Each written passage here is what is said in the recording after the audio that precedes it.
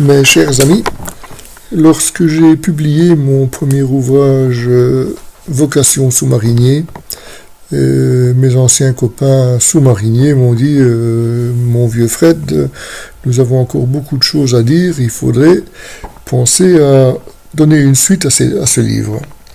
Ce qui fut chose faite grâce aux témoignages et aux anecdotes que m'ont apporté une trentaine d'autres anciens sous-mariniers et qui font l'objet de ce second tome. J'ai donc saisi l'occasion pour étoffer largement ce qui avait été présenté et évoqué dans le premier ouvrage. Donc j'ai pu approfondir un petit peu les différentes spécificités des personnes qui travaillent à bord.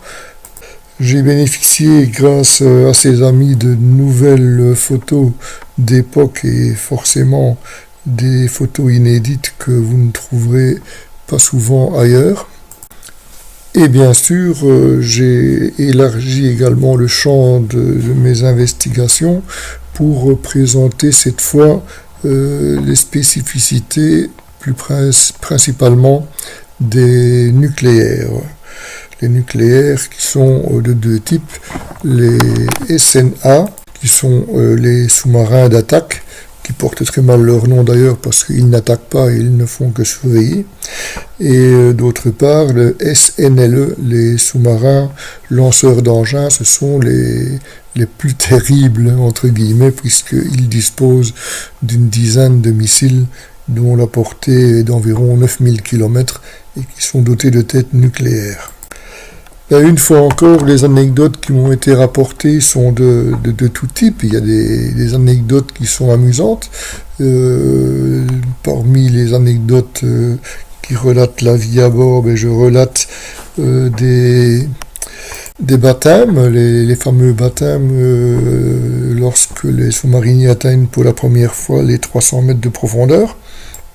Les baptêmes également lorsque le sous-marin franchit la ligne d'équateur, ou alors lorsque le sous-marin franchit la ligne du cercle polaire. Et là, ce sont deux types de baptêmes différents, mais qui ne sont vraiment pas piqués des verres, vous le verrez. Et bien sûr, les aspects tragiques sont également de mise, il ne faut pas se voiler la face, et j'ai bénéficié de témoignages de plusieurs personnes, dont la veuve d'un sous-marinier qui a perdu la vie à bord lors d'une explosion. Et voilà, bon, c'est triste, c'est très prenant, surtout que cette personne devait épouser son fiancé 2 jours après son accident. Et voilà, cette fois vous aurez l'occasion de découvrir un petit peu plus profondément cet univers à travers plus de 200 pages illustrées.